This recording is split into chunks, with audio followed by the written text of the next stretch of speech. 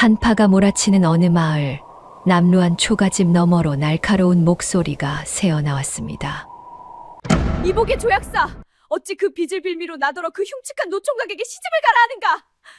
몰락한 양반가인 이판서댁의 외동딸 서윤 아가씨가 울먹이며 소리쳤습니다. 다 죽어가는 아버지의 약값 50냥을 갚지 못해 고을에서 두껍이라 불리는 약방 노총각 칠성이에게 팔려가듯 시집을 가게 된 것이지요. 꽃 같은 아가씨와 곰보 사내에 이 기괴한 혼인 끝에는 대체 어떤 반전이 숨어 있었을까요? 이야기 시작 전 구독과 좋아요 부탁드립니다. 그럼 감동과 반전이 가득한 옛 이야기 지금 바로 시작합니다. 차디찬 부풍한 설이 문틈을 사정없이 비집고 들어와 가뜩이나 끼니를 걸러 야윈 서윤 아가씨의 가냘픈 어깨가 떨리고 있었습니다. 장안에서 기계 높기로 소문났던 이판서 댁은 이제 간신들의 모함과 세월의 풍파에 쓸려나가 남은 것이라곤 구멍난 창호지가 붙어있는 낡은 집 한 채와 연신 시커먼 각혈을 쏟아내며 사경을 헤매시는 늙은 아버지뿐이었습니다. 아가씨의 고운 손가락은 추위와 고된 가사 노동에 마디마디가 붉게 터져 피딱지가 앉아 있었고 그 가느다란 어깨는 도저히 감당할 수 없는 삶의 무게에 짓눌려 가련하게 떨리고 있었습니다. 방 안에서는 아버님의 쇳소리 섞인 거친 마른 기침 소리가 벽을 타고 울려 퍼졌습니다. 서윤아, 내 걱정은 마라. 그 힘없는 목소리가 들려올 때마다 아가씨의 심장은 갈기갈기 찢겨 나가는 것 같았지요. 아가씨는 파들파들 떨리는 손마디를 감추려 해진 저고리 소매를 꼭 쥐었지만 몰아치는 눈보라보다 더 잔인한 현실이 그녀의 목을 조여오고 있었습니다. 마당에는 찬바람에 굴러다니는 낙엽만이 쓸쓸한 소리를 내며 아가씨의 가슴을 후벼 팠습니다. 서윤 아가씨는 떨리는 손을 마주 잡으며 눈앞에 버티고 선 조약사를 향해 마지막 남은 양반가 교수의 기계를 모아 호통을 내질렀습니다. 하지만 그 목소리에는 숨길 수 없는 절망이 섞여 있었지요. 이복의 조약사, 우리 아버님 명줄이 경각에 달렸는데 어찌 그 천한 빚을 빌미로 나더러 그 흉측한 노총각에게 시집을 가라 하시오. 이것이 정녕 사람의 탈을 쓰고 할 짓이란 말입니까? 조약사는 아가씨의 절박한 외침에도 눈 하나 깜짝하지 않았습니다. 오히려 손가락에 낀 시퍼런 옥반지를 만지작거리며 얄궂은 웃음을 흘렸는데 그 입에서 나오는 말들이 어찌나 모질고 독한지 마치 날선 칼날이 아가씨의 가슴을 후벼 파는 것 같았지요. 조약사의 누런 이빨 사이로 비죽 새어나오는 웃음소리는 마당의 마른 나뭇가지가 꺾이는 소리보다 더 섬뜩하게 들려왔습니다. 그는 아가씨의 절박한 눈망울을 즐기듯 턱을 치켜들고는 갈에 끓는 목소리로 쏘아붙였습니다. 허허, 아가씨. 판서대 교수라는 그놈의 채통이 밥을 먹여줍니까? 약을 지어줍니까? 이미 외상으로 가져간 영신원이며 산삼뿌리 값이 은자 50냥을 훌쩍 넘었거늘. 오늘 내로 빚을 갚지 못하면 저 노인네의 명줄도 오늘로 끝인 줄이나 아시오. 당장 내일부터는 약 한 첩도 이 집 담벼락을 넘지 못할 것이니 그리 아시오. 내 인심 써서 오늘까지만 봐드리는 것이니 원망은 말게나. 죽어가는 사람 살리는 게 먼저 아니겠소. 사람이 염치가 있어야지 공짜 약만 축 내서야 되겠냐 말이오. 조약사가 퇴하고 마당가에 침을 뱉으며 뒤돌아서자 서윤 아가씨의 가슴은 천길낭으로 떨어지는 듯 했습니다. 아가씨는 무너지는 다리를 지탱하지 못하고 마당 흙바닥에 주저앉아 조약사의 옷자락을 붙들었지요. 조약사, 제발. 조금만 더 기한을 주시면 어떻게든 방도를 찾아보겠소. 제발 아버님 약재만은 끊지 말아 주시게. 내 이렇게 빌겠네. 제발 사람 하나 살리는 셈치고 자비를 베풀어 주시게. 내 나중에 종이 되어서라도 그 은혜는 갚을 것이네. 배꼽같이 고운 이마가 거친 흙바닥에 닿으며 둔탁한 소리를 냈지만 조약사는 기다렸다는 듯 뱀 같은 눈을 번뜩이며 본색을 드러냈습니다. 한 사람의 인생을 헐값에 사려는 탐욕이 그의 번들거리는 눈빛에 가득했지요. 그는 아가씨를 내려다보며 침을 튀기며 몰아붙였습니다. 정방도가 없다면 내 조카 칠성이 놈에게 시집을 오시든가. 얼굴은 곰보의 몸은 두꺼비 같아도 그놈이 장차 이 약방을 물려받을 몸이니 아가씨가 들어와 수발만 잘 들면 아버님 약값이야 내가 평생 책임져 주지 않겠소. 아가씨처럼 고운 분이 우리 집안에 들어오면 가문의 영광이지 뭐예요. 그게 싫다면 당장 은자 50냥을 내놓으시든가. 아니면 내일 아침에 관아에 고발하여 저 늙은이를 끌어낼 줄 아시오. 그 말에 서윤 아가씨의 눈동자가 파르르 떨렸습니다. 박칠성이라 하면 고을에서 모르는 이가 없는 괴물 노총각 아니겠어요? 얼굴은 마마 자국으로 뒤덮여 흉측하고 서른이 넘도록 장가를 못 가 침을 흘리며 약초나 캐러 다닌다는 그 사내에게 양반가 미인 서윤 아가씨가 팔려가듯 시집을 가야 한다니요. 이는 죽음보다 더한 모욕이자 형벌이었습니다. 이때 방 안에서 아버님의 쇳소리 섞인 거친 마른 기침 소리와 함께 서윤아, 내 걱정은 말거라. 어서 일어나라. 차라리 내가 죽는 게 낫지. 하는 힘없는 목소리가 다시 들려왔습니다. 그 목소리는 마치 아가씨의 심장을 갈기갈기 찢어놓는 것 같았더랍니다. 서윤은 자신의 목을 죄어오는 가난보다 사랑하는 아버지가 약 한 첩 쓰지 못하고 차가운 방에서 숨을 거두는 것이 더 두려웠습니다. 아가씨의 눈에서 뜨거운 눈물이 흘러 흙바닥을 적셨습니다.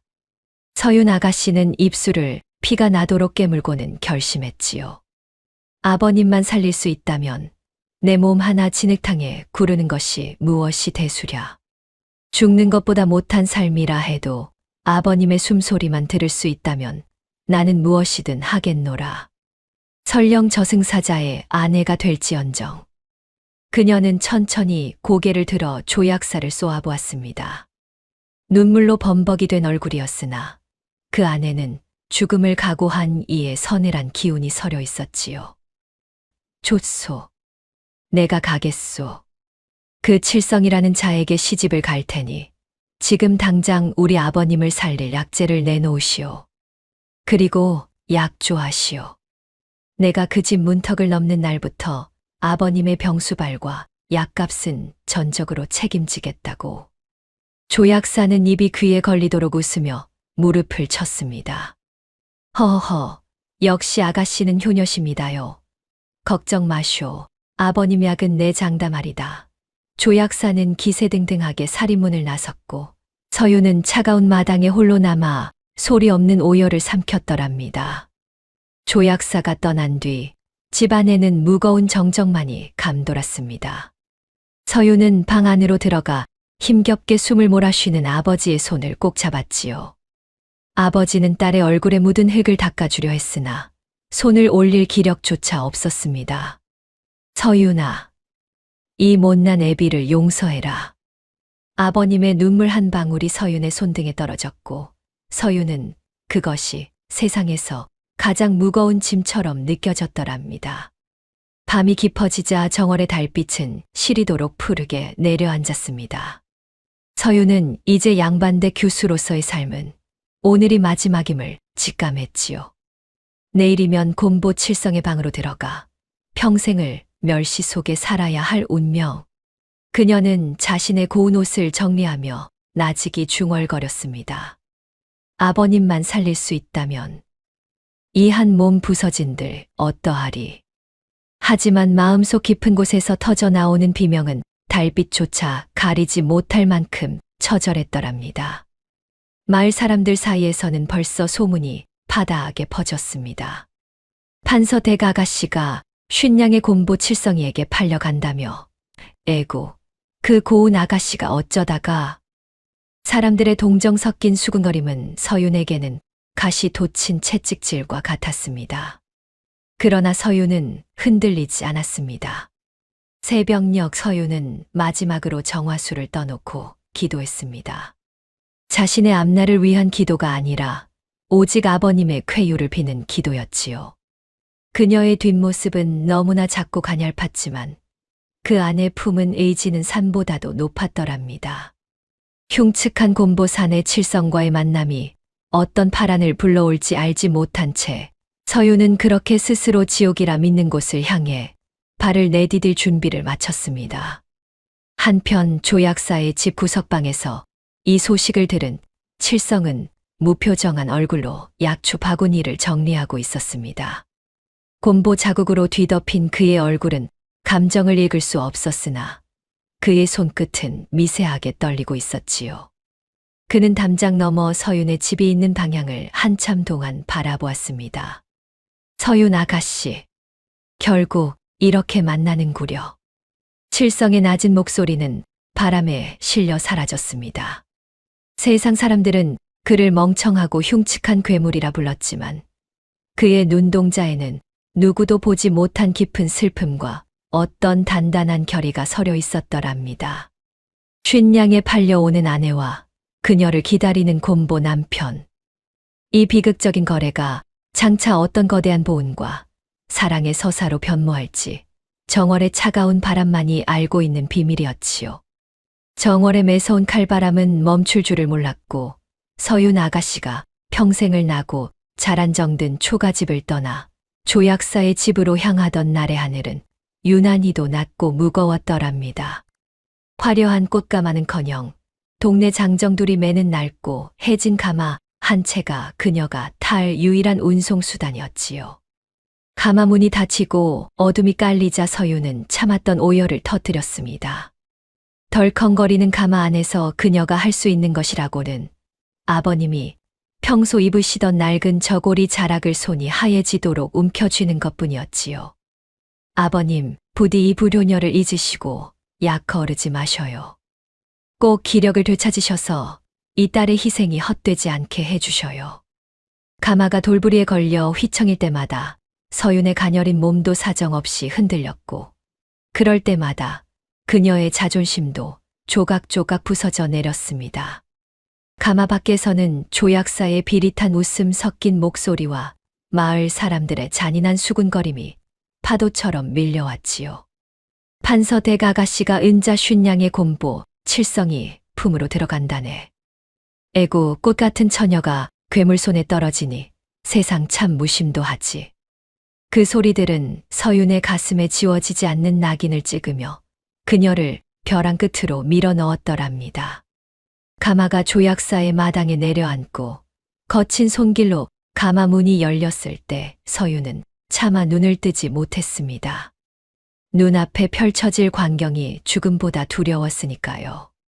조약사가 낄낄거리며 서윤의 팔을 잡아 끌자 서윤은 도살장에 끌려가는 짐승처럼 비틀거리며 마당으로 내려섰습니다. 그때 저만치 우뚝 서 있는 한 사내의 형체가 눈에 들어왔지요. 바로 소문으로만 듣던 고을의 공포이자 조롱거리인 곰보 칠성이었더랍니다. 가까이서 마주한 그의 얼굴은 서윤이 상상했던 것보다 훨씬 더 참혹하고 기괴했습니다. 어릴 적 마마를 알아 움푹 패인 흉터들이 얼굴 전체를 벌집처럼 뒤덮고 있었고 피부는 검붉게 죽어 흡사산불에 탄 고목 껍질 같았지요. 칠성은 아무런 말도 없이 그 흉측한 얼굴로 서윤을 가만히 내려다보았습니다. 서윤은 자신도 모르게 숨을 헐떡이며 뒷걸음질을 쳤고 온몸에 돋는 소름에 비명조차 지르지 못한 채 바들바들 떨었습니다. 그 순간 서윤의 머릿속에는 괴물이라는 단어만이 맴돌았고 자신의 남은 생이 이 괴물의 소나귀에서 유린당할 것이라는 공포가 그녀의 영혼을 잠식했더랍니다. 조약사의 냉소 섞인 축하를 뒤로하고 서윤은 드디어 칠성과 단둘이 신방에 갇히게 되었습니다. 기름이 부족해 가물거리는 등잔불 아래로 칠성의 거대한 그림자가 방 안을 가득 채웠지요. 서윤은 방구석에 몸을 잔뜩 웅크린 채 자신의 저고리 옷고름을 생명줄인 양꼭 쥐고 있었습니다. 이제 끝이구나. 저 사내가 짐승처럼 달려들어 나를 짓밟겠지. 쉰양에 사온 물건이니 사람 취급이나 하겠는가. 서유는 차라리 혀를 깨물고 죽을 기회를 엿보며 칠성의 움직임 하나하나에 온 신경을 곤두세웠습니다. 방 안에는 조약사의 집안에서 배어나오는 쾌쾌한 약재 냄새와 칠성의 거친 숨소리만이 감돌았습니다. 칠성은 문가에 서서 한참 동안이나 미동도 하지 않았지요. 그 정막은 서윤에게는 세상에서 가장 긴 고문과도 같았습니다. 칠성의 시선이 자신의 야윈 어깨에 닿는 것이 느껴질 때마다 서윤은 칼날이 살을 스치는 듯한 전율을 느끼며 고개를 더 깊숙이 숙였더랍니다. 이 차갑고 좁은 방이 그녀에게는 평생 탈출할 수 없는 무덤처럼 느껴졌던 것이지요. 심장이 터질 것 같은 긴장 속에서 드디어 칠성이 서윤 쪽으로 서서히 다가오는 기척이 느껴졌습니다. 칠성의 묵직한 발소리가 장판지를 누를 때마다 서윤의 숨은 멎을 듯 가빠졌지요. 오지 마. 제발 오지 마. 서윤은 눈을 질끈 감고 다가올 치욕의 순간을 기다렸습니다. 그런데 예상했던 거친 침범이나 무도한 손길은 없었습니다. 대신 칠성은 서윤의 곁에서 한 발짝 떨어진 곳에 멈춰 섰지요. 그리고는 장롱 위에 놓여 있던 두꺼운 소미불을 조용히 꺼내 들었습니다. 칠성은 무릎을 굽히고 앉아 잔뜩 움츠러든 서윤의 어깨 위로 이불을 조심스럽게 덮어주었더랍니다. 칠성의 손은 약초를 캐느라 마디마디가 굵고 흙먼지가 찌든 투박한 손이었으나 그 손이 이불깃을 매만지는 동작은 마치 갓 태어난 새끼 새를 다루듯 한없이 조심스럽고 세밀했지요. 특히 이불 밖으로 삐져나온 서윤의 차가운 발끝을 본 칠성은 자신의 커다란 손으로 이불 끝을 정성스레 여며 온기가 빠져나가지 않도록 배려했더랍니다. 그 짧은 순간 서윤은 칠성의 손가락 끝에서 전해지는 의외의 따스함에 자신도 모르게 몸의 긴장을 아주 조금 풀게 되었지요. 칠성은 서윤의 얼굴을 단 한 번도 똑바로 쳐다보지 않았습니다. 자신의 흉측한 외모가 아가씨에게 얼마나 큰 고통인지 이미 알고 있다는 듯 그는 고개를 비스듬히 돌린 채 낮은 목소리로 입을 열었지요. 칠성의 목소리는 얼굴과 달리 의외로 맑고 신중한 울림이 있었습니다. 방이 유난히 차오. 내 불을 덧대라 했으나 조약사님 눈치가 보여 이 정도가 최선이었소. 미안하오. 서윤은 대답할 말을 찾지 못한 채 멍하니 칠성의 뒷모습을 바라보았습니다. 칠성은 서윤에게서 가장 먼 문과 차가운 바닥에 자신의 겉옷을 깔고 자리를 잡았습니다. 내 오늘부터 바닥에서 잘 터이니 아가씨는 편히 누우셔도 됩니다. 아버님 약은 내 이미 창고에서 가장 좋은 것으로 골라 사람을 시켜 보내두었으니 걱정 마시고 어서 잠을 청하시오. 그의 말 한마디 한마디는 무뚝뚝했지만 그 안에는 쉰양에 사온 아내를 대하는 주인의 오만함은 눈을 씻고 찾아봐도 없었더랍니다. 오히려 상처받은 짐승을 배려하는 사육사 같은 깊고도 슬픈 예우가 담겨 있었지요. 칠성이 누워 고른 숨소리를 내기 시작하자 서윤은 이불 속에서 눈을 뜨고 어둠 속을 응시했습니다. 자신의 발끝을 여며주던 그 투박한 손길의 감촉이 자꾸만 맴돌았지요. 저 사내는 대체 누구인가? 저토록 추한 껍데기 속에 어찌 저런 세심한 마음을 숨기고 있단 말인가? 서윤은 평생 양반으로 살며 사람을 겉모습으로만 판단해왔던 자신의 삶을 되돌아보게 되었습니다. 칠성이 짐승 같은 괴물이라 확신했던 자신의 공포가 실은 그에 대한 무지에서 비롯된 것임을 깨닫는 순간이었지요. 밤이 깊어갈수록 칠성의 뒷모습은 괴물이 아니라 거친 풍파를 묵묵히 견뎌온 한 사내의 외로운 섬처럼 보였습니다.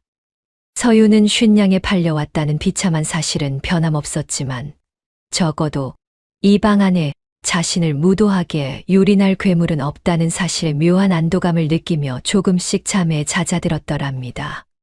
정월의 차가운 달빛이 창호지를 타고 들어와 칠성의 구분 등 위로 내려앉았고 서윤은 그 빛 속에서 칠성이 내뿜는 고요한 슬픔을 읽어냈지요. 사실 칠성은 자는 척하고 있었을 뿐 서윤의 가녀린 숨소리 하나하나에 온 신경을 곤두세우고 있었습니다.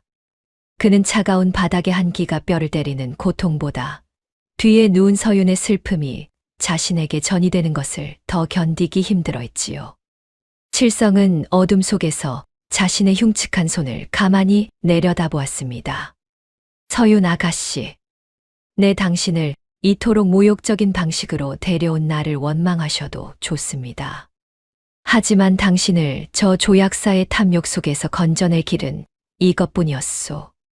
내 얼굴이 당신에게 지옥이라 해도 내 영혼만큼은 당신의 방패가 되어드리리다. 칠성은 속으로 수천 번도 더 아내의 이름을 불렀지만 결코 입 밖으로 내뱉지는 않았습니다. 자신이 말을 걸수록 아가씨의 고통이 깊어질까 두려웠기 때문이지요. 그는 곰보 자국으로 일그러진 자신의 뺨 위로 흐르는 눈물을 남몰래 닦아내며 서윤이 무사히 첫날 밤의 공포에서 벗어나 잠들기만을 기도했더랍니다. 어느덧 긴 밤이 지나고 새벽 닭소리가 마을을 깨웠을 때 서윤은 눈을 뜨자마자 방 안이 정갈하게 정리되어 있음을 발견했습니다. 칠성은 벌써 일어나 마당에서 얼음을 깨고 물을 깃고 있었지요. 서윤은 문틈으로 칠성의 움직임을 조용히 관찰했습니다.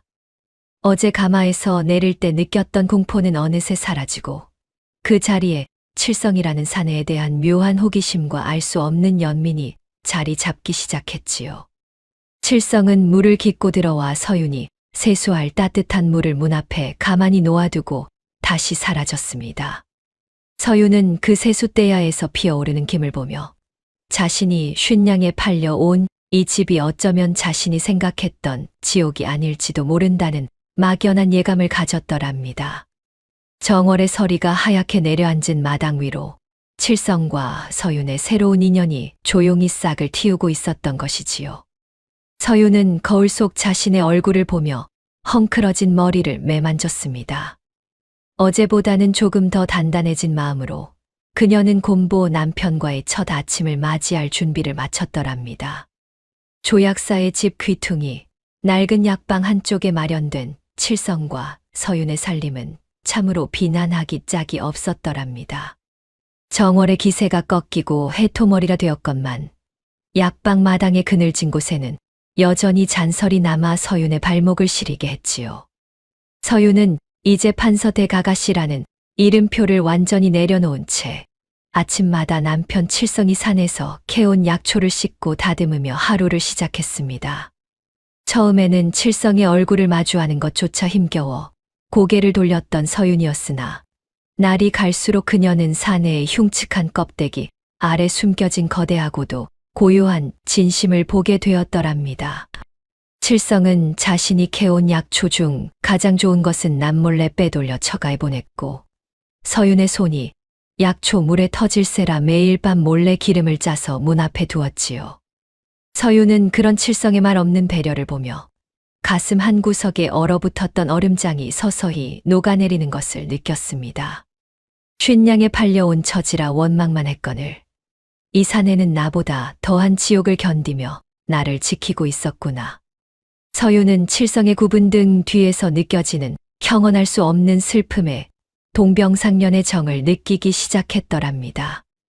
어느 날 밤 서윤은 등잔불 아래서 칠성이 조약사에게 모진 매질을 당하는 소리를 들었습니다. 칠성이 아내를 위해 비싼 약재를 조금 축냈다는 이유로 조약사가 몽둥이를 휘두른 것이었지요. 서윤은 문틈으로 칠성이 피멍이 든 어깨를 추스르며 멍청한 표정으로 연신 사과하는 모습을 보며 가슴이 무너지는 것 같았습니다. 이 사내는 재능이 있다. 약초를 다루는 손길이나 병자를 바라보는 눈빛이 보통의 약초꾼과는 다르다. 단지 배움이 부족하고 배경이 없어 저 탐욕스러운 조약사 밑에서 썩고 있을 뿐이다. 서윤은 결심했습니다. 그녀는 장롱 깊숙이 숨겨두었던 가문이 몰락하던 날 어머니가 건네주셨던 마지막 유품인 옷비녀를 꺼냈더랍니다. 그것은 서윤에게 단순한 장신구가 아니라 이판서 댁 외동딸이라는 마지막 자존심이자 영혼과도 같은 것이었지요. 서유는 차가운 옥의 감촉을 어루만지며 소리 없이 울었습니다. 어머니, 용서하셔요. 가문의 영광 대신 이제는 제 곁에 있는 한 사내의 영혼을 살리려 합니다. 서유는 조약사의 눈을 피해 머리를 수건으로 가리고 시장통으로 향했습니다. 평생 장터의 비릿한 냄새조차 맡아본 적 없는 귀한 아가씨였으나 남편을 위해 그녀는 거침없이 클탕물을 밟으며 걸었지요. 단골 보석상의 옥비녀를 내놓았을 때 상인은 눈을 크게 떴습니다.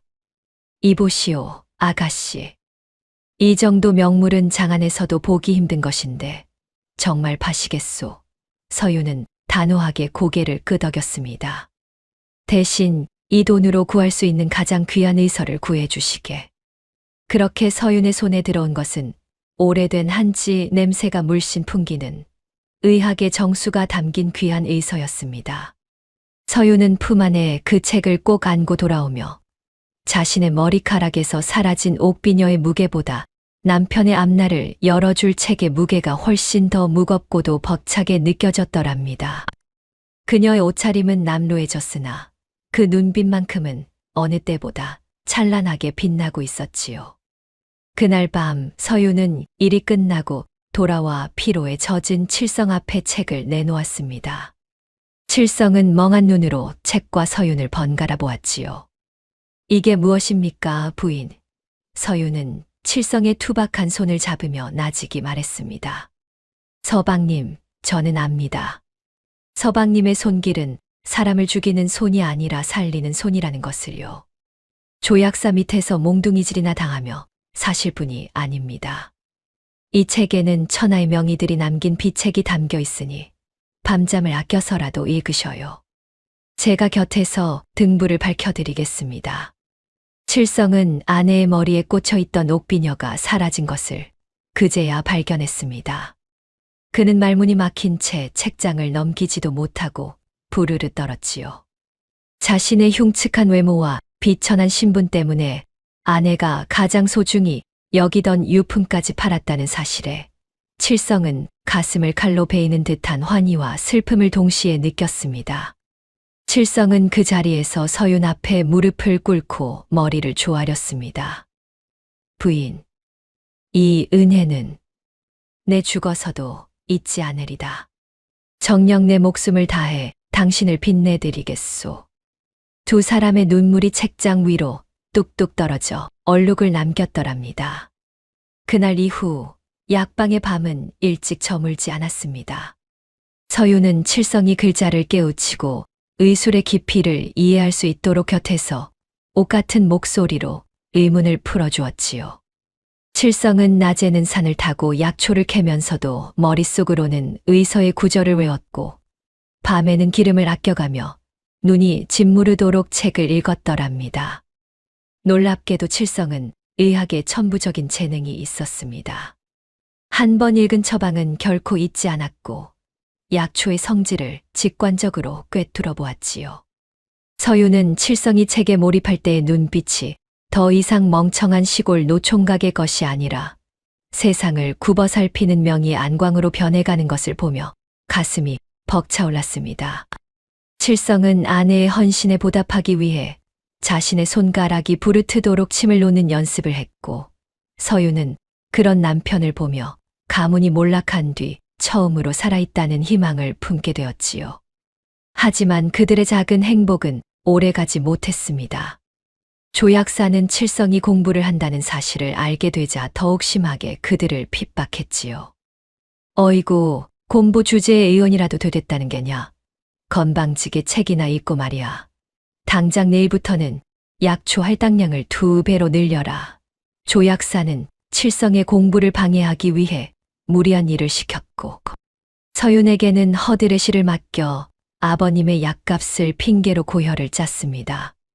게다가 서윤의 아버지는 병세가 악화되어 하루가 다르게 수척해져 갔고 조약사가 내주는 약재는 점점 더 질이 떨어지는 찌꺼기뿐이었더랍니다.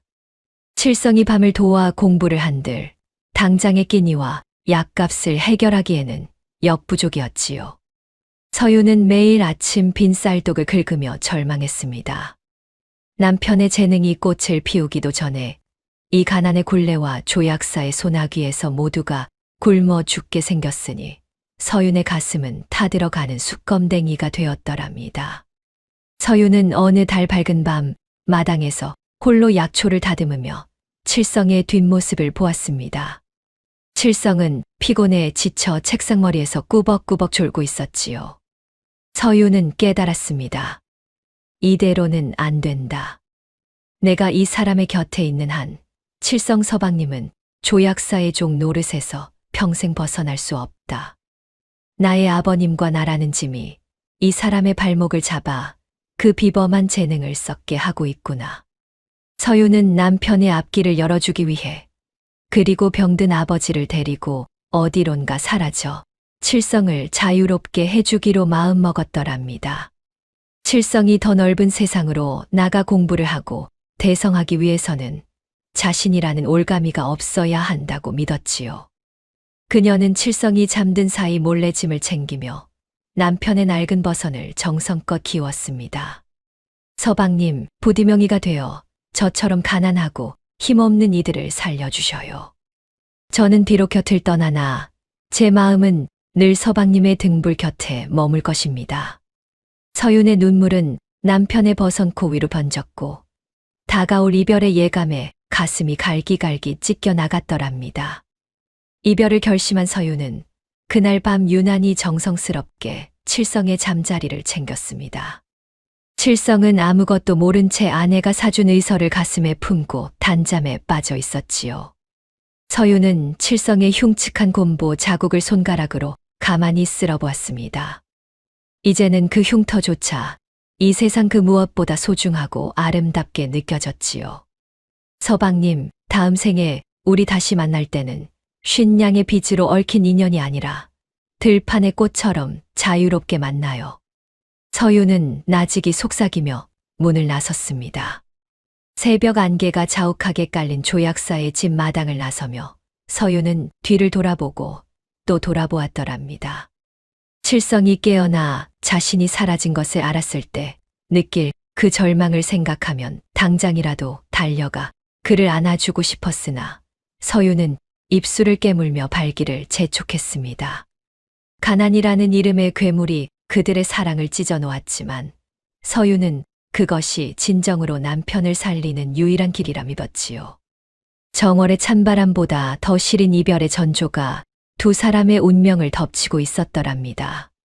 서윤의 이별 결심을 눈치챈 듯 혹은 자신 또한 이 비참한 굴레를 끊어야 함을 깨달은 듯 칠성은 어느 이른 새벽 서윤의 손을 꼭 잡았습니다. 서윤이 보찜을 싸려던 찰나였지요. 칠성의 눈동자는 평소의 멍청한 빛이 아니라 아내가 사준 의서를 통해 깨우친 세상에 이치와 사랑하는 이를 지키겠다는 사내의 강인함으로 번뜩이고 있었습니다. 부인, 내 결심했소. 이 조약사 밑에서는 우리 가족 모두 말라 죽을 뿐이요. 내 한양으로 가서 내 의술을 시험해보고 반드시 가문을 일으킬 방도를 찾아오겠소. 칠성의 목소리는 낮았으나 바위처럼 단단했습니다. 서윤은 남편의 눈에 비친 결연함에 가슴이 떨렸지요. 칠성은 서윤의 거친 손등을 어루만지며 말을 이었습니다. 내 가서 돈을 벌고 이름을 얻으면 세상에서 가장 고운 분홍꽃신을 사서 당신 발에 직접 신겨주겠소.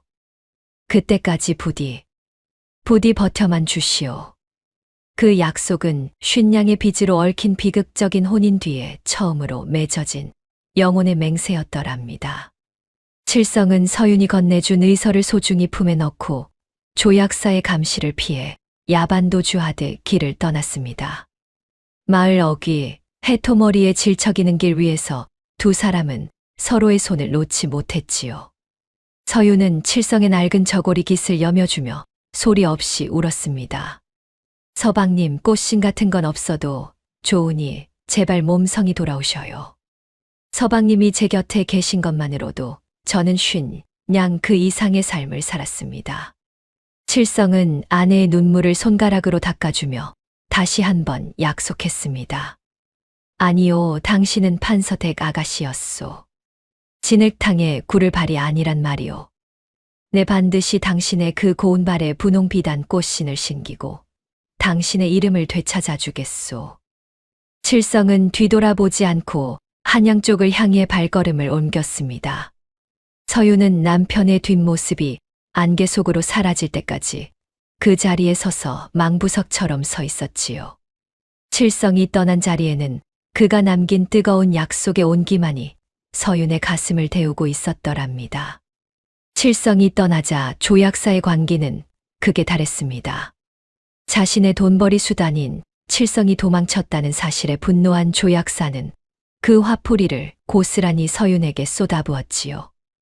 이 발칙한 것, 내 놈들이 내 돈을 떼먹고 도망갈 작정이냐? 당장 내 집에서 나가라. 저 늙은 노인네도 함께 끌어내. 조약사는 서윤과 병든 아버지를 길바닥으로 내팽개쳤습니다. 서윤은 차가운 길바닥에서 각혈하는 아버지를 안고 절규했지요. 조약사는 서윤이 가진 마지막 가재도구마저 빚에 이자로 압수했습니다. 서윤에게 남은 것이라고는 아버지를 업을 수 있는 낡은 포대기와 칠성이 떠나기 전 쥐어준 동전 몇 푼이 전부였더랍니다. 서윤은 차가운 시선을 뒤로 하고 아버지를 등에 업었습니다. 뼈만 남은 아버지는 깃털처럼 가벼웠으나 서윤의 가슴에 얹힌 삶의 무게는 천근만근이었지요.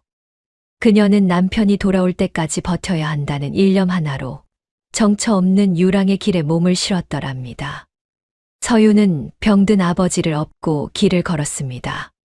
정월의 찬바람은 지나갔으나 초봄의 꽃샘 추위는 아버님의 폐를 사정없이 찔러댔지요.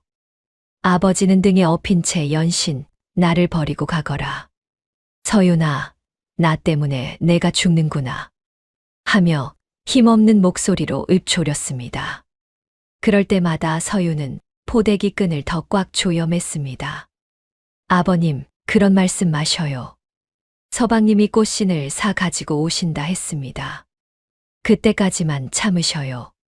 서윤의 집신은 금세 달아 없어졌고 맨발이나 다름없는 발바닥에서는 피가 배어 나왔습니다.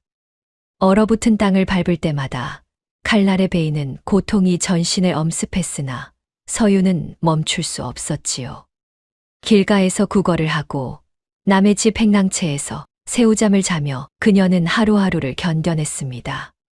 고귀했던 판서 대가가씨의 자태는 간데없고 때 묻은 옷에 초췌한 얼굴을 한 유랑민의 모습만이 남았지만 그녀의 눈빛만큼은 칠성이 사준 의서의 글귀처럼 형형하게 살아있었더랍니다. 유랑의 길은 생각보다 훨씬 더 잔인했습니다. 산을 넘다 산적을 만나 가진 돈을 모두 빼앗기기도 하고 전염병이 도는 마을을 지나며 죽음의 문턱까지 가기도 했지요. 서윤은 자신은 굶으면서도 길가에서 얻은 죽 한 그릇을 아버님 입에 먼저 넣어드렸습니다. 아버님의 각혈은 심해져 갔고 서윤 또한 밤마다 오한에 떨며 남편의 이름을 불렀더랍니다. 서방님, 한양은 이곳보다 따뜻한가요? 그곳에서 끼니는 거르지 않으시는지요? 제 발은 이제 분홍 꽃신을 신지 못할 만큼 만신창이가 되었지만 제 마음만은 서방님이 가르쳐준 그 온기를 기억합니다. 서윤은 길가 이름 없는 돌무덤 곁에서 잠을 청하며 칠성이 돌아오는 꿈을 꾸었습니다. 하지만 눈을 뜨면 보이는 것은 시커먼 밤하늘과 죽어가는 아버지의 거친 숨소리뿐이었지요. 희망은 점점 빛이 발해가고 서윤의 육신은 한계에 다다르고 있었더랍니다. 충청도 어느 깊은 골짜기에 이르렀을 때 서윤은 더 이상 걸을 힘조차 남지 않았습니다. 그녀는 아버지를 내려놓고 길가에 쓰러졌지요. 그때 지나가던 약초꾼이 그녀를 발견했습니다. 에고, 젊은 여자가 이 산골에서 아버지를 업고 예사 효녀가 아니구먼. 약초꾼의 도움으로 산속 버려진 폐가의 거처를 마련한 서윤은 그때부터 약초를 캐며 목숨을 부지하기 시작했습니다. 서윤은 칠성이 공부하던 모습을 떠올리며 산의 약초들을 유심히 살폈습니다. 비록 의술은 배우지 못했으나 남편 곁에서 들은 풍월로 아버님의 기침을 멎게 할 약초들을 찾아내었지요. 마을 사람들은 산속 깊은 곳에서 병든 아비를 지극정성으로 모시는 아름다운 여인이 있다는 소문을 내기 시작했습니다. 사람들은 그녀를 산골선녀라 불렀으나 서윤에게는 그런 칭송보다 오늘 하루 아버지가 피를 토하지 않는 것이 더 큰 기적이었더랍니다. 서윤은 매일 밤달을 보며 칠성을 위해 기도했습니다. 그녀는 산에서 뜯은 칠덩굴과 짚을 엮어 신발을 만들며 그것을 남편이 약속한 분홍꽃신이라 여겼지요. 서방님, 저는 여기서 기다리겠습니다. 서방님이 오시는 길을 제가 등불을 켜고 지키겠습니다. 서윤의 손마디는 약초를 캐고 밭을 일구느라 투박해졌으나 그 손으로 빚어낸 하루하루는 숭고한 보은의 기록이었더랍니다. 아버님은 서윤의 정성 덕분에 기적적으로 목숨을 이어갔습니다. 하지만 서윤의 가슴 한구석에는 채워지지 않는 구멍이 있었지요. 소식 한 장 전할 길 없는 한양 땅의 남편. 그가 정말 성공을 했는지 아니면 타향에서 험한 일을 당한 것은 아닌지 걱정에 밤잠을 설쳤습니다. 서윤은 가끔 거울 대신 무릉덩이에 비친 자신의 초라한 모습을 보며 울먹였지요. 이런 모습으로 서방님을 뵙게 되면 서방님이 얼마나 가슴 아파하실까. 서윤의 그리움은 산골의 안개보다 더 깊고 진하게 쌓여만 갔더랍니다. 세월은 쉼 없이 흘러 어느덧 칠성이 떠난 지도 수년이 지났습니다. 서윤은 이제 산골 생활에 익숙해졌으나 매일 마을 입구 길목을 바라보는 버릇만은 버리지 못했지요. 그녀의 신발은 늘 닳아 있었고 그녀의 옷은 누더기였으나 그녀가 품은 분홍꽃신의 약속은 단 한 번도 퇴색되지 않았습니다. 그러던 어느 날 평소와 달리 산골 마을이 시끌벅적해졌습니다. 한양에서 온 귀한 대감이 잃어버린 아내를 찾기 위해 팔도를 뒤지고 있다는 소문이 들려왔지요. 서윤은 그 소문을 들으면서도 설마 내 서방님일까 싶어 고개를 저었습니다. 하지만 가슴속 깊은 곳에서 알 수 없는 고동이 치기 시작했더랍니다. 서윤은 떨리는 손으로 아버님의 약탕관을 불 위에 올렸습니다. 정월의 차가운 눈보라 속에서 쉰양에 팔려갔던 그 소녀는 이제 모진 풍파를 견뎌낸 강인한 여인이 되어 남편과의 재회를 준비하고 있었던 것이지요. 길고 긴 고난의 유랑길 끝에 드디어 운명의 수레바퀴가 서윤을 향해 굴러오고 있었더랍니다. 한양 땅의 혜성처럼 나타나 임금의 지독한 괴지를 고치고 단숨에 종이품 가선대부의 반열에 오른 사내가 있었으니 세간에서는 그를 신혜라 칭송하며 우러러 보았더랍니다. 그가 바로 칠성이었습니다. 하지만 화려한 관복을 입고 비단 가마에 앉은 칠성의 눈에는 오직 슬픔과 초조함만이 가득했지요. 칠성은 정계의 거물로 우뚝 서자마자 자신에게 주어진 모든 권세와 재력을 단 한 곳에 쏟아부었습니다. 바로 사라진 아내 서윤을 찾는 일이었지요. 팔도를 이잡듯 뒤져라. 아버지를 업고 산길을 헤매는 여인이 있다면 그 발걸음 하나, 숨결 하나까지 낱낱이 내게 보고하라. 만약 그녀를 찾는 자가 있다면 내 재산의 절반을 떼어줄 것이요. 소홀히 대하는 자는 내 결코 용서치 않으리라. 칠성의 서슬 퍼런 명령에 전국의 보부상 상단과 포교들이 거미줄처럼 움직이기 시작했습니다. 칠성은 낮에는 정무를 보며 가문의 복권을 위한 치밀한 판을 짰고 밤에는 등잔불 아래서 아내가 남긴 낡은 저고리 조각을 만지작거리며 눈물로 밤을 지새웠더랍니다. 부인, 내 정녕 당신을 위해 이 험한 세상을 견디고 돌아왔거늘 어디서 이토록 모진 고생을 하고 계신단 말이오. 추적 수개월째 되던 어느 날 충청도 영월의 깊은 골짜기에서 결정적인 기별이 왔습니다. 사람의 발길이 닿지 않는 절벽 위 폐가에서 병든 노인을 지극정성으로 모시며 약초를 캐는 산골 선녀라 불리는 여인이 있사옵니다. 칠성은 그 소식을 듣자마자 앞뒤 재지 않고 말에 올라탔습니다. 비단 옷이 흙먼지에 더러워지고 숨이 턱 끝까지 차올랐으나 칠성은 멈추지 않았지요. 마침내 도착한 산골 초가집 앞. 새벽 안개가 자욱하게 깔린 마당에서 한 여인이 하얀 연기를 피우며 아버님의 약을 다리고 있었더랍니다. 그 가느다란 어깨, 빛바랜 무명옷 사이로 드러난 야윈 목덜미. 칠성은 말에서 내리자마자 다리가 풀려 주저앉고 말았습니다. 부인, 나의 서유나. 칠성의 낮은 떨림에 여인이 천천히 뒤를 돌아보았습니다. 서윤의 눈에 경악과 슬픔, 그리고 말로 다 할 수 없는 그리움이 소용돌이쳤지요. 서방님께서 어찌 정녕 꿈입니까? 두 사람은 안개 속에서 서로를 확인하며 오열했더랍니다. 칠성은 아내의 거친 손을 잡고 그녀의 발을 보았습니다. 집신조차 달아 맨발이 된 그 발을 보며 칠성은 자신의 가슴을 치며 울었지요.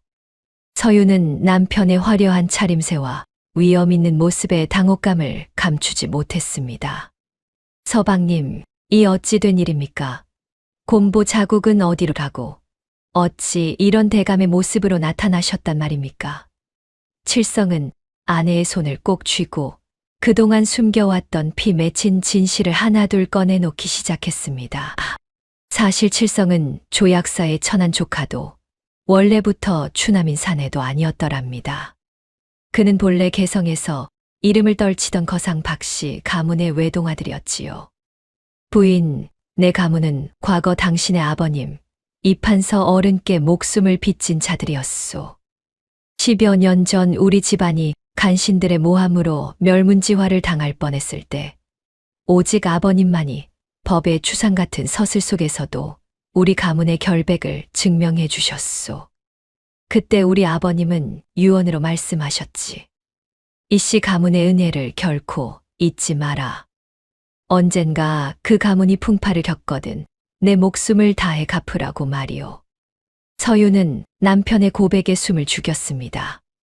칠성은 자신의 매끄러운 얼굴을 어루만지며 말을 이었지요.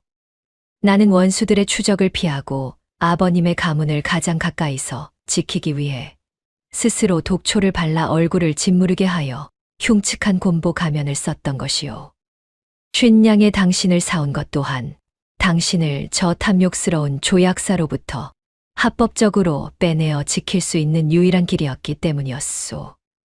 칠성은 서윤의 발치에 무릎을 꿇었습니다. 부인, 내가 멍청한 척하며 조약사 밑에서 멸시를 견딘 것은 오직 당신을 지키기 위함이었소. 당신이 옥비녀를 팔아 의서를 사주었을 때 나는 속으로 피눈물을 흘렸소. 당신이 나를 믿어준 그 마음이 내가 이 험한 세상을 버티고 한양에서 이름을 얻게 한 유일한 등불이었소. 서유는 남편이 왜 그토록 투박하게 자신을 배려했는지, 왜 자신의 발끝에 이불을 덮어주며 슬픈 눈을 했는지 비로소 깨달았습니다. 그것은 단순한 부부의 정을 넘어 가문 대대로 내려온 숭고한 보은의 무게였던 것이지요.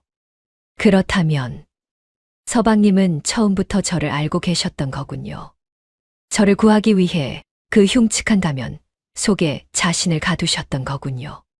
서유는 남편의 얼굴에 남은 희미한 흉터 자국을 어루만지며 통곡했습니다.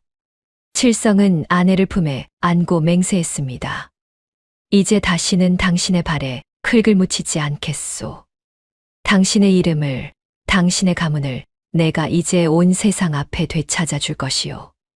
칠성은 그동안 한양에서 모은 막대한 재력과 정보를 바탕으로 이판서 가문을 몰락시켰던 간신들의 뒤를 캐기 시작했습니다.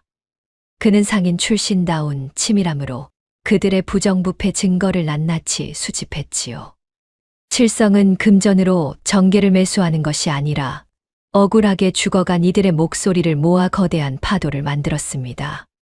은자 만냥이면 간신들의 입을 막는 것이 아니라 그들의 목을 죄 밧줄을 살 수 있는 법이지.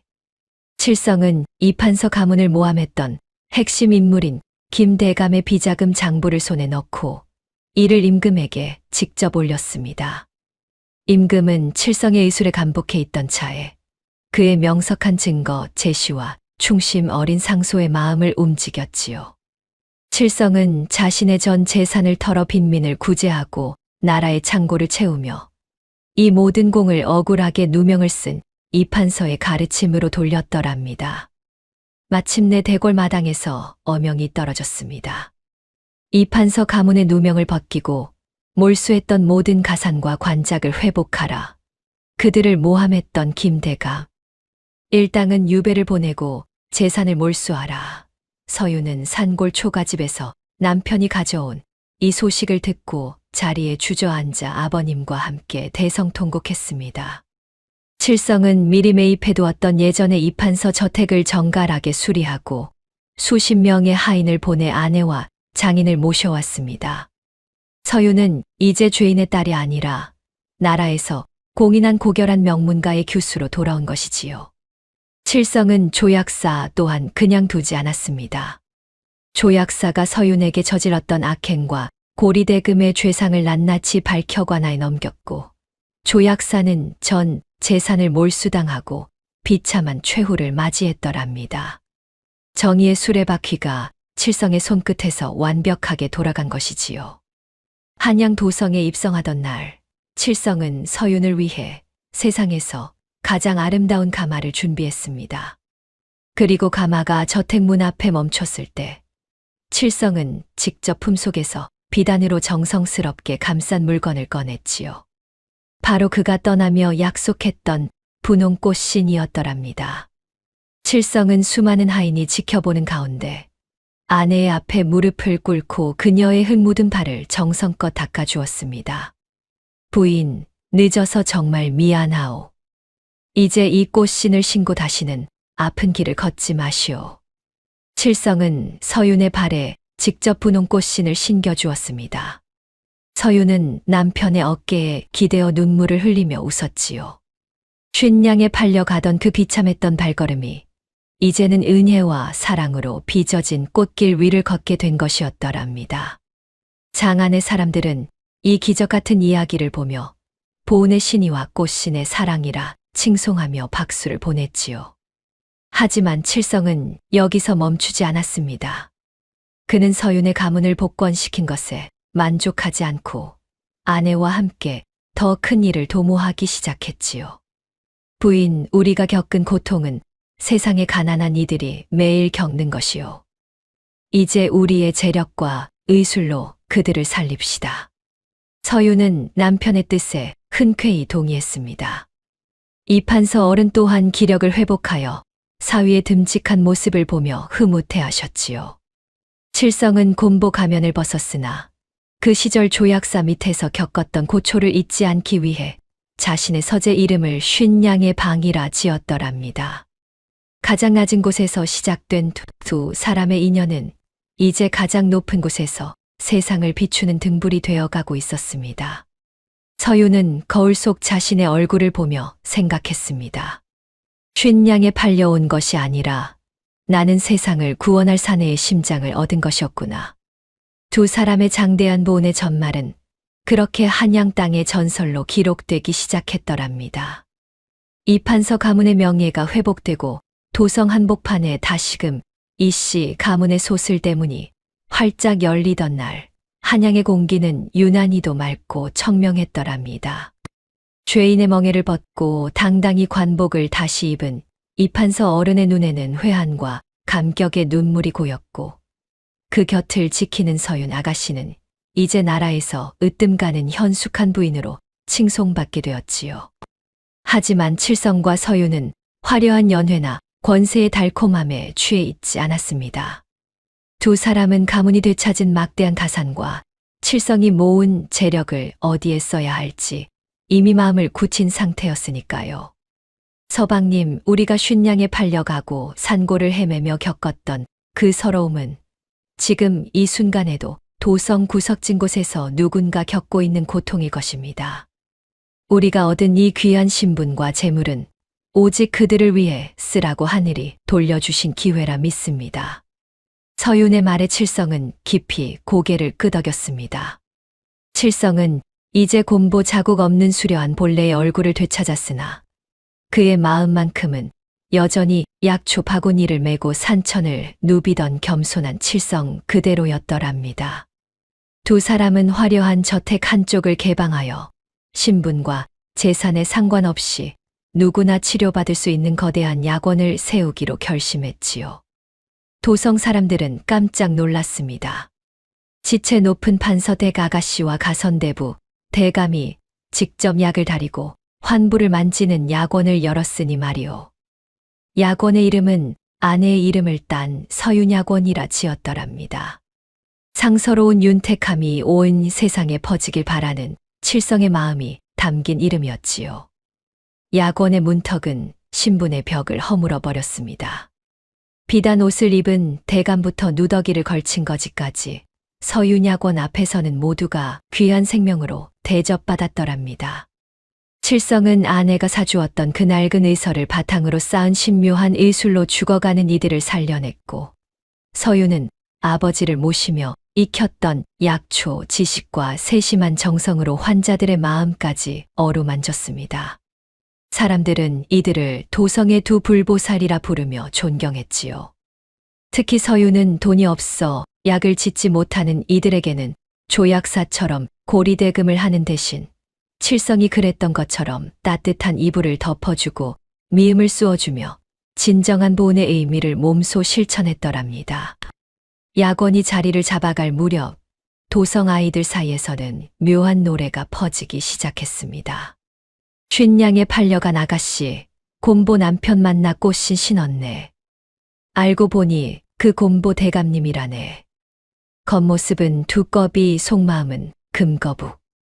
사람들은 칠성과 서윤에 기구하고도 아름다운 혼인 이야기를 전설처럼 주고받았지요. 처음에는 흉측한 외모 때문에 칠성을 괴물이라 손가락질했던 이들도 이제는 그의 정체가 밝혀진 뒤에도 변치 않는 아내 사랑과 백성 사랑에 고개를 숙였습니다. 서윤은 가끔 칠성의 얼굴을 가만히 들여다보며 웃곤 했습니다. 서방님, 가끔은 그 흉측했던 곰보 칠성 시절이 그립기도 합니다. 그때 서방님이 제 발끝에 덮어주던 그 투박한 이불의 온기가 제 평생을 버티게 한 힘이었으니까요. 칠성은 아내의 손을 꼭 잡으며 대답했지요. 부인, 내 얼굴이 곰보든 아니든 나는 영원히 당신의 50냥짜리 남편일 뿐이요. 당신이 옥비녀를 팔아 내 눈을 뜨게 해주었으니 내 남은 생은 오직 당신의 길을 밝히는 등불로 살겠소. 두 사람은 겉모습이라는 껍데기가 얼마나 더섭는 것인지 진정한 사랑은 영혼의 깊은 울림에서 오는 것임을 온 세상에 증명하고 있었더랍니다. 한편 전 재산을 몰수당하고 길거리에 나앉은 조약사는 병든 몸을 이끌고 서윤약원 앞을 서성였습니다. 자신이 모질게 구박했던 칠성과 서윤이 이토록 위대해질 줄은 꿈에도 몰랐던 것이지요. 배고픔과 병마에 시달리던 조약사가 약원 문 앞에서 쓰러졌을 때 그를 발견한 것은 다름 아닌 칠성이었습니다. 칠성은 원수 같은 그를 보고도 외면하지 않았지요. 칠성은 직접 조약사를 침상에 눕히고 가장 좋은 약재를 다려 대접했습니다. 조약사는 칠성의 발치를 잡고 오열하며 용서를 빌었지요. 대감, 이 죄인을 죽여주십시오. 제 탐욕이 두 분께 얼마나 큰 죄를 지었는지 이제야 알겠습니다. 칠성은 조용히 그를 일으켜 세웠습니다. 조약사님, 당신의 그 탐욕이 없었다면 나는 서윤 아가씨를 내 아내로 맞이할 기회조차 얻지 못했을 것이오. 원하는 물에 새기고 은혜는 돌에 새기라 했으니 이제 그만 마음의 짐을 내려놓고 남은 생은 참회하며 사시오. 서윤 또한 조약사에게 따뜻한 밥상을 내어주며 진정한 용서가 무엇인지 보여주었더랍니다. 이 일화는 도성 사람들에게 큰 감동을 주었고 칠성과 서윤의 이름은 더욱 빛나게 되었지요. 세월은 강물처럼 흘러 이판서 어른은 사위와 딸의 효도 속에 평온하게 눈을 감으셨고 칠성과 서윤도 어느덧 머리에 서리가 내린 노년이 되었습니다. 하지만 서윤약원의 등불은 단 한 번도 꺼진 적이 없었지요. 두 사람은 자신들의 의술과 정신을 이어받을 제자들을 길러냈고 그들에게 늘 강조했습니다. 사람의 병을 고치기 전에 그 사람의 눈물을 먼저 닦아주어라. 겉모습의 귀천을 보지 말고 그 안에 깃든 생명의 무게를 보아라. 칠성은 늙어서도 매년 정월 초순이 되면 시장에 나가 가장 고운 분홍꽃신 한 켤레를 사와 서윤의 방 앞에 두었습니다. 서윤은 이제 거동이 불편해진 발에 그 꽃신을 신으며 수십 년 전 남편이 한양으로 떠나며 했던 그 눈물 젖은 약속을 추억하곤 했지요. 서방님, 올해도 꽃신이 참으로 곱습니다. 당신의 발이 여전히 내 눈에는 세상에서 가장 고우니 꽃신이 빛을 발하는 것이요. 두 노부부의 사랑은 낡은 의서의 갈색 종이처럼 시간이 흐를수록 더 깊고 진한 향기를 내뿜었더랍니다. 어느 고요한 밤, 칠성과 서윤은 서로의 손을 꼭 잡은 채 마치 잠든 듯 평온하게 생을 마감했습니다. 같은 날, 같은 시에 세상을 떠난 두 사람의 침소에서는 은은한 약초 향기와 함께 분홍빛 광채가 흘러나왔다고 전해집니다. 도성 백성들은 3일 밤낮을 통곡하며 그들의 마지막 길을 배웅했지요. 임금 또한 이들의 지극한 의술과 사랑을 기려 정경부인과 문성공의 시호를 내리고 그들의 사랑 이야기를 국사의 한 귀퉁이에 기록하게 했더랍니다. 후대 사람들은 보름달이 뜨는 밤이면 서윤야곤 터에서 분홍꽃신을 신은 여인과 늠름한 사내가 함께 걷는 모습을 보았다고 입을 모았습니다. 사람들은 고난이 닥칠 때마다 칠성과 서윤의 이야기를 떠올리며 희망을 얻었지요. 쉰양으로 시작된 인연도 이토록 위대한 사랑이 되는데 우리네 삶인들 어찌 꽃피지 않겠는가. 두 사람의 이야기는 이제 단순한 설화가 아니라 겉모습과 재물의 눈먼 세상에 경종을 울리는 영원한 지혜의 등불이 되었더랍니다. 수백 년의 세월이 흐른 지금도 어느 깊은 산골이나 유서 깊은 고을의 약방 뒤편에는 낡은 분홍꽃신 한 켤레가 보관되어 있다는 전설이 내려옵니다. 그 꽃신을 진심으로 사랑하는 사람과 함께 만지면 평생 변치 않는 사랑을 이룰 수 있다는 믿음 때문이지요. 또한 의술을 공부하는 이들은 칠성이 남긴 의서의 첫 장에 적힌 문구를 가슴에 새깁니다. 인술은 보은에서 시작되고 보은은 사랑에서 완성된다. 칠성이 곰보 가면을 쓰고 견뎠던 그 10년의 세월 서윤이 아버지를 업고 유랑했던 그 피 맺힌 고난은 사라진 것이 아니라 세상 모든 연인의 가슴 속에 분홍꽃신이라는 이름의 희망으로 피어났습니다. 겉모습은 추하나 마음은 비단 같았던 사내와 몰락한 가문에서도 고결함을 잃지 않았던 여인의 만남. 그것은 쉰양이라는 비극적인 거래를 위대한 승리로 바꾼 인간 정신의 찬가였더랍니다. 이제 이야기는 여기서 갈무리 됩니다. 하지만 칠성과 서윤이 남긴 등불은 지금도 우리 마음 한구석에서 타오르고 있습니다.